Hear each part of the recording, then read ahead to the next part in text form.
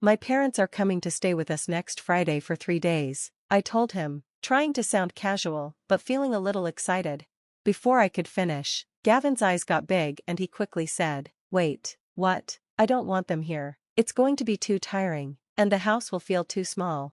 Things started to get tense. "What? You can't just say things like that," I snapped. "Do you have any common sense?" I felt hurt inside. "What about you?" I said, getting angrier. "You always tell me your parents are coming on the day they arrive and leave everything to me. Too tiring and cramped? That's how I feel every time your parents visit. Don't talk to me about common sense." Gavin's face turned red, and he yelled, "Don't talk to me like that. My name is Jasmine, I'm 35, a stay-at-home mom. My husband Gavin and I have been married for 5 years. We live with our 5-year-old daughter, Bethany. Life is good, and I'm happy seeing my daughter grow up. But recently, I found another reason to be happy. I finally got my dream home. We built a new house with everything we wanted, a beautiful and spacious place with the best kitchen. I work from home, and I even have my own quiet room where I can focus. Life is great, and I feel so happy. But in 1 month, my peaceful life would turn into a nightmare. One morning, Gavin said, "My parents are coming over today, so take care of them while I'm at work." "Oh, today too?" I said, annoyed. "Do you have a problem with that?" he asked, ignoring my frustration. "They just came last week," I replied, feeling angry. "What's with that attitude? I'm just doing my duty to my parents. You should cooperate more," he said, getting upset. "Your duty to your parents? I should cooperate?" I said bitterly. "You invite them over but do nothing. I'm the one who takes care of everything, and you tell me this on the day they're coming?" I was furious. "Don't be rude to them," Gavin said, leaving without responding to anything I said. Later, my in-laws arrived. "We're here," my mother-in-law said happily as she walked in. "Jasmine, can you make me some tea?" Then she added, "Couldn't you have built the house closer to us? It's too far away to visit all the time." Her comment made me angry. I never wanted to live near them, I thought to myself. My in-laws acted like our house was theirs, asking me to do all kinds of things. I tried to work in my room, but they kept calling me, which made it hard to get anything done. I ended up working late after they went to bed. And of course, my in-laws stayed for 3 days. I was tired, stressed, and it showed on my skin and in my mood.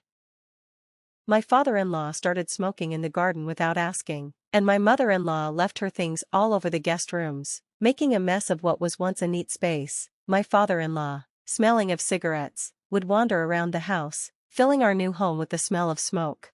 What made things worse was that my in-laws didn't seem to care about Bethany. Most grandparents love their grandchildren, but not them. When Bethany asked them to play with her, they said they were too busy. One day, Bethany was playing in the garden when my father-in-law, smoking, suddenly yelled, "You're in my way, you're annoying me." Bethany burst into tears. I ran to comfort her, and from that day on, she avoided my in-laws. Whenever they visited, she would hide in my room, reading quietly. I worried about how this was affecting her, so I talked to Gavin about it. "Hey, can you stop having your parents over every week?" I asked him one evening.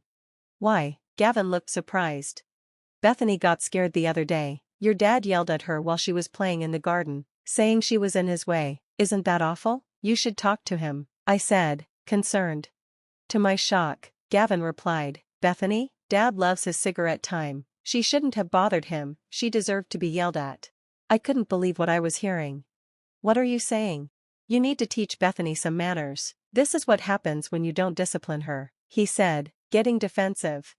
"You think this is my fault?" I asked in disbelief. "Who else?" he snapped. "You're a housewife, you need to do better." "I work too," I said, feeling anger rise inside me.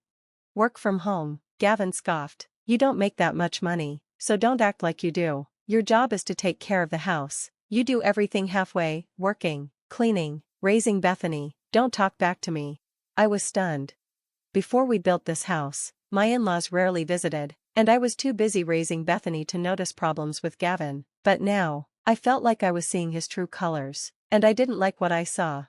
Then, my mother-in-law suddenly decided to have a tea party at our house. She brought 5 neighbors over and told me to make tea and serve cakes. They also ordered me to prepare some food because they were hungry.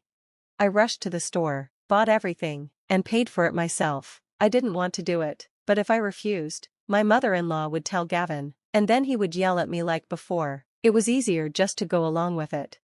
Then, out of nowhere, my mom called.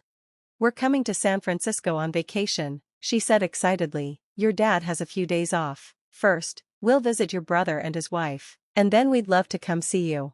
I was so happy. I finally had a chance to show my parents our new home. Gavin's parents stayed with us all the time, so why shouldn't mine?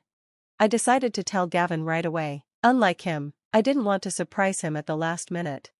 "My parents are coming to stay for 3 days, starting next Friday," I said, giving him plenty of time to prepare. His eyes widened. "What? I never agreed to that. It'll be too tiring and crowded. You can't just say things like that out of nowhere. Do you even have any common sense?" he snapped. I could feel something inside me snap. "What about you?" I shot back, unable to hold it in anymore. "You always tell me your parents are coming on the day they arrive and leave everything to me. I have to take care of them. And then you blame me for what they do to our daughter. Too tiring and crowded? That's how I feel every time your parents come over. You have no right to talk about common sense." I couldn't stop myself from saying it. His face turned red with anger. "Shut up. You're my wife. It's your job to take care of my parents and our daughter. I go to work. I'm too stressed to deal with your parents. I won't let them stay here. End of story." "I see," I said, colder than I thought I would. "Good, so you finally get it. You can be a real pain sometimes," he added. I stared at him, shocked. "What are you talking about?" "I didn't say I understood. I said I was wrong to expect anything from you." "Huh?" Gavin said. "I can't believe you're such a," I started to say. "Hey, don't piss me off," he yelled, cutting me off. "You yelled at me earlier, and now you're telling me not to piss you off? Fine, I'll tell my parents. We'll stay at a hotel for the next 3 days. I'm taking Bethany, and we're going sightseeing in San Francisco with my parents. You can stay here alone." "Wait, what about my food?" he asked, his voice softer. "You're on your own," I said, turning to leave. "What? You can't do that." "Why not? You said men these days can cook for themselves. Or is that impossible for you?" I asked. "Shut up. Of course, I can do that," he shouted, clearly frustrated. "Good," I said, my decision final. I took Bethany and went with my parents to San Francisco. We all had a great time sightseeing. Meanwhile, Gavin tried calling and texting me a lot, but I ignored him. After 3 days at the hotel, I didn't go back home. I flew to my parents' house with Bethany and sent all of our things there. A few days later, I left the divorce papers on the table. When Gavin came home from work, he must have seen them. He called me a few times, and when I finally picked up from my parents' house, he was furious. "What's going on? You think you can just leave like this?" "I'm at my parents' house," I said calmly, "and I'm serious about the divorce." He went quiet, realizing I wasn't playing around. After that, we only spoke through lawyers. I asked for a divorce, alimony for the stress he caused me, and child support. I had secretly recorded his cruel words, and that became important evidence. My lawyer was amazing, and my alimony claim was approved quickly. In the end, I got more than I expected. Gavin had to pay alimony on top of his house loan, leaving him with almost nothing for living expenses. I had been paying the bills at home with my income, but now I didn't have to. With my parents' help, I focused more on work, and now I earn as much as Gavin did. It's ironic that his life is harder while mine is better. I blocked his number, so I don't know what's going on with him anymore. At the rate things were going, he might have to give up the house, but I don't care. On the bright side, I'm living stress-free, working, and spending time with my daughter. I was able to move just before Bethany started elementary school, and she's already made great friends. I'll keep working hard, earning money, and watching her grow up. Please leave your comments. We're looking forward to your comments and channel subscriptions. See you in the next video. Thank you for watching till the end.